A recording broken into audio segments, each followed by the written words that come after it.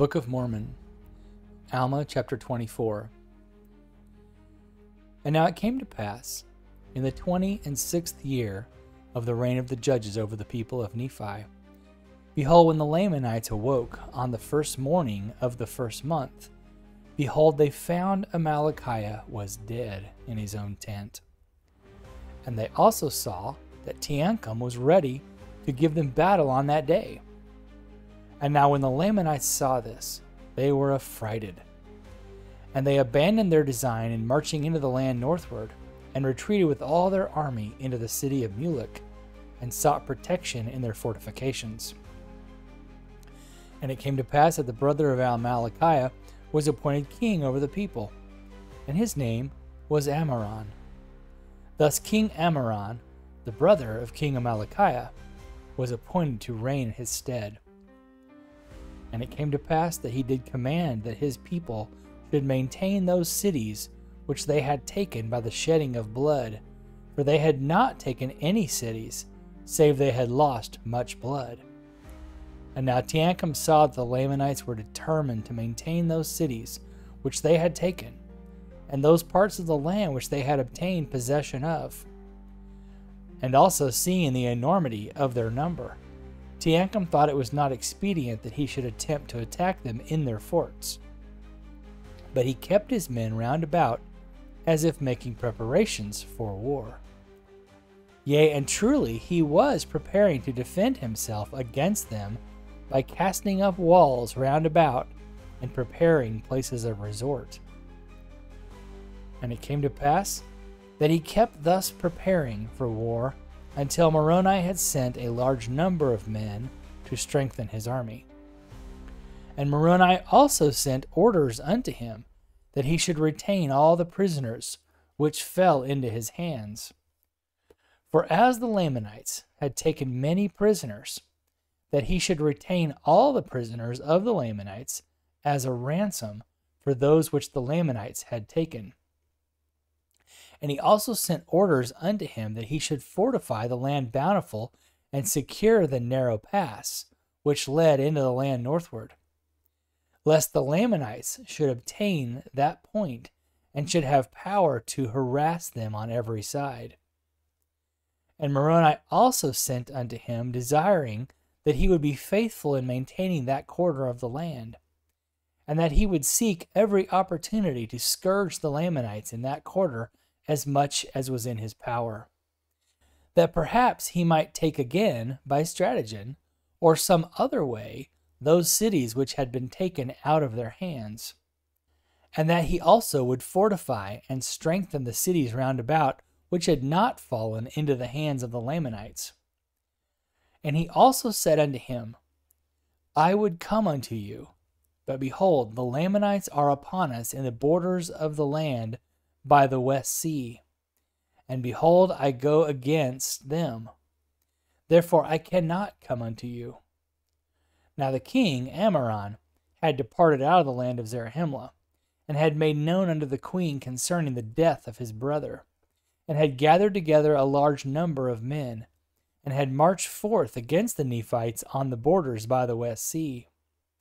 And thus he was endeavoring to harass the Nephites, and to draw away a part of their forces to that part of the land, while he had commanded those which he had left to possess the cities which he had taken, that they should also harass the Nephites on the borders by the east sea, and should take possession of their lands as much as it were in their power, according to the power of their armies.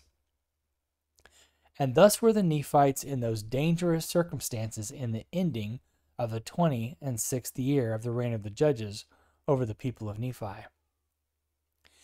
But behold, it came to pass in the 27th year of the reign of the judges, that Teancum, by command of Moroni, who had established armies to protect the south and west borders of the land, had begun his march toward the land of Bountiful, that he might assist Teancum with his men in retaking the cities which they had lost.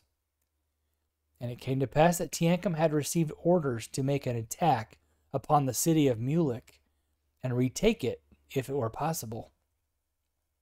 And it came to pass that Teancum made preparations to make an attack upon the city of Mulek, and marched forth with his army against the Lamanites.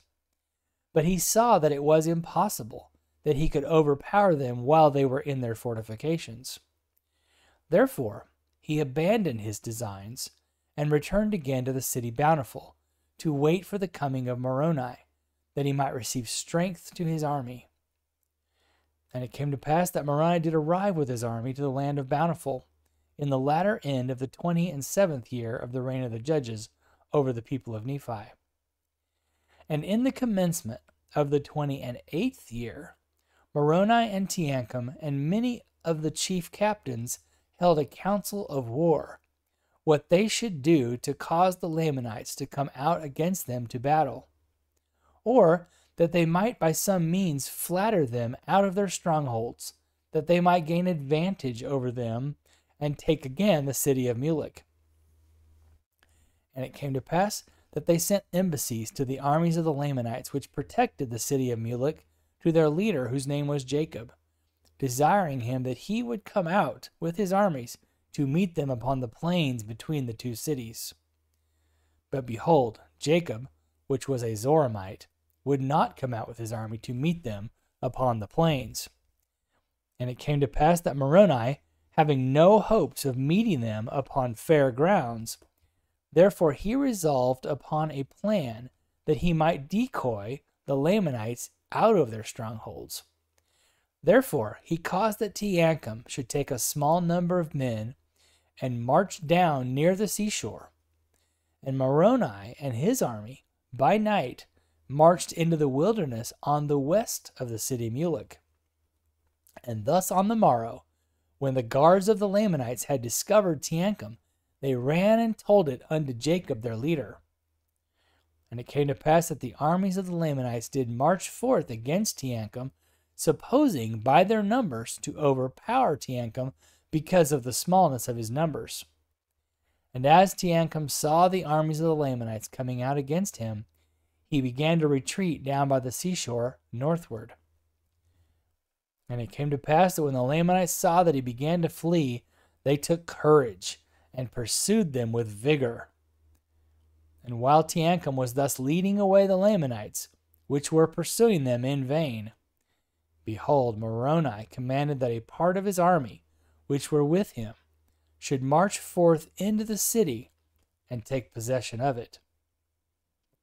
And thus they did, and slew all those who had been left to protect the city, yea, all those who would not yield up their weapons of war.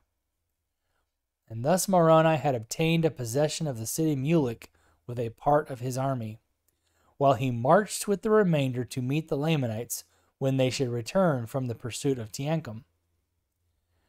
And it came to pass that the Lamanites did pursue Teancum until they came near the city Bountiful. And then they were met by Lehi and a small army which had been left to protect the city Bountiful. And now behold, when the chief captains of the Lamanites had beheld Lehi with his army coming against them, they fled in much confusion, lest perhaps they should not obtain the city Mulek before Lehi should overtake them. For they were wearied because of their march, and the men of Lehi were fresh. Now the Lamanites did not know that Moroni had been in their rear with his army, and all they feared was Lehi and his men. Now Lehi was not desirous to overtake them till they should meet Moroni and his army. And it came to pass that before the Lamanites had retreated far, they were surrounded by the Nephites, by the men of Moroni on one hand, and the men of Lehi on the other, all of whom were fresh and full of strength. But the Lamanites were wearied because of their long march. And Moroni commanded his men that they should fall upon them until they had given up their weapons of war. And it came to pass that Jacob, being their leader, being also a Zoramite, and having an unconquerable spirit, he led the Lamanites forth to battle with exceeding fury against Moroni, Moroni being in their course of march. Therefore Jacob was determined to slay them and cut his way through to the city of Mulek. But behold, Moroni and his men were more powerful. Therefore they did not give way before the Lamanites. And it came to pass that they fought on both hands with exceeding fury. And there were many slain on both sides. Yea, and Moroni was wounded, and Jacob was killed. And Lehi pressed upon their rear with such fury with his strong men that the Lamanites in the rear delivered up their weapons of war. And the remainder of them, being much confused, knew not whether to go or to strike.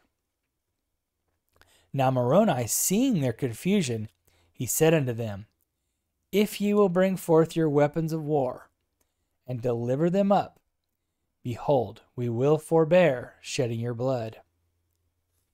And it came to pass, when the Lamanites had heard these words, their chief captains, all those which were not slain, came forth, and threw down their weapons of war at the feet of Moroni, and also commanded their men that they should do the same. But behold, there were many that would not. And those who would not deliver up their swords were taken and bound, and their weapons of war were taken from them. And they were compelled to march with their brethren forth into the land bountiful. And now the number of prisoners which were taken exceeded more than the number of those which had been slain, yea, more than those which had been slain on both sides.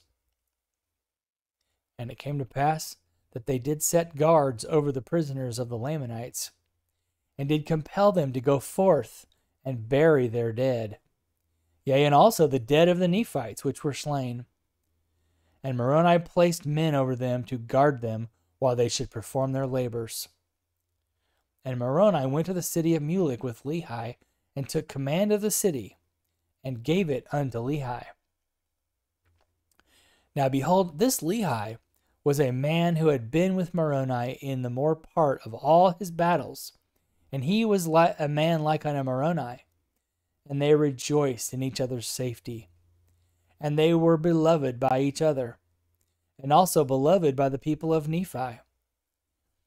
And it came to pass that after the Lamanites had finished burying their dead, and also the dead of the Nephites, they were marched back into the land bountiful. And Teancum, by the orders of Moroni, caused that they should commence in laboring in digging a ditch round about the land, or the city bountiful. And he caused that they should build a breastwork of timbers upon the inner bank of the ditch. And they cast up dirt out of the ditch against the breastwork of timbers. And thus they did cause the Lamanites to labor until they had encircled the city bountiful round about with a strong wall of timbers and earth to an exceeding height. And this city became an exceeding stronghold ever after. And in this city they did guard the prisoners of the Lamanites. Yea, even within a wall which they had caused them to build with their own hands. Now Moroni was compelled to cause the Lamanites to labor because it was easy to guard them while at their labor. And he desired with all his forces that he should make an attack upon the Lamanites. And it came to pass that Moroni had thus gained a victory over one of the greatest of the armies of the Lamanites, and had obtained the possession of the city Mulek, which was one of the strongest holds of the Lamanites in the land of Nephi. And thus he had also built a stronghold to retain his prisoners. And it came to pass that he did no more attempt a battle with the Lamanites in that year, but he did employ his men in preparing for war, yea, and in making fortifications to guard against the Lamanites, yea, and also delivering their women and their children from famine and affliction, and providing food for their armies. And now it came to pass that the armies of the Lamanites on the west sea south, while in the absence of Moroni on account of some intrigue among the Nephites, which caused dissensions among them, had gained some ground over the Nephites. Yea, insomuch that they had obtained possession of a number of their cities in that part of the land. And thus because of iniquity amongst themselves, yea, because of dissensions and intrigue amongst themselves, they were placed in the most dangerous circumstances. And now behold, I have somewhat to say concerning the people of Ammon, which in the beginning were Lamanites. But by Ammon and his brethren, or rather by the power and word of God, they had been converted unto the Lord. And they had been brought down into the land of Zarahemla, and had ever since been protected by the Nephites. And because of their oath, they had been kept from taking up arms against their brethren. For they had taken an oath that they never would shed blood more. And according to their oath, they would have perished. Yea, they would have suffered themselves to have fallen into the hands of their brethren, had it not been for the pity and the exceeding love which Ammon and his brethren had had for them.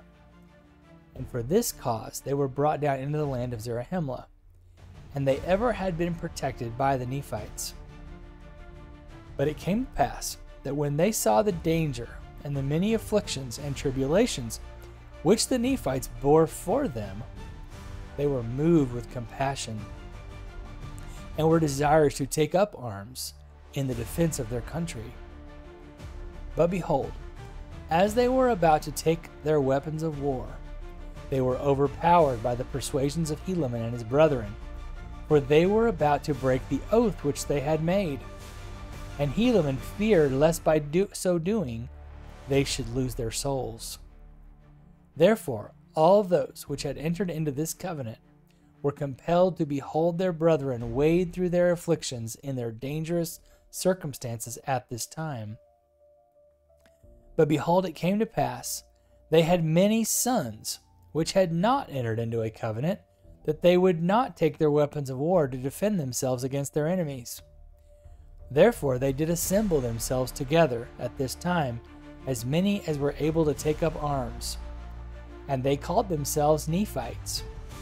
And they entered into a covenant to fight for the liberty of the Nephites, yea, to protect the land unto the laying down of their lives. Yea, even they covenanted they would never give up their liberty, but they would fight in all cases to protect the Nephites and themselves from bondage. Now behold, there were 2,000 of those young men which entered into this covenant, and took their weapons of war to defend their country. And now behold, as they never had hitherto been a disadvantage to the Nephites, they became now at this period of time also a great support. For they took their weapons of war, and they would that Helaman should be their leader. And they were all young men. And they were exceeding valiant for courage, and also for strength and activity. But behold, this was not all. They were men which were true at all times in whatsoever thing they were entrusted. Yea, they were men of truth and soberness. For they had been taught to keep the commandments of God, and to walk uprightly before him. And now it came to pass that Helaman did march at the head of his 2,000 stripling soldiers to the support of the people in the borders of the land on the south by the West Sea. And thus ended the 28th year of the reign of the judges over the people of Nephi, etc.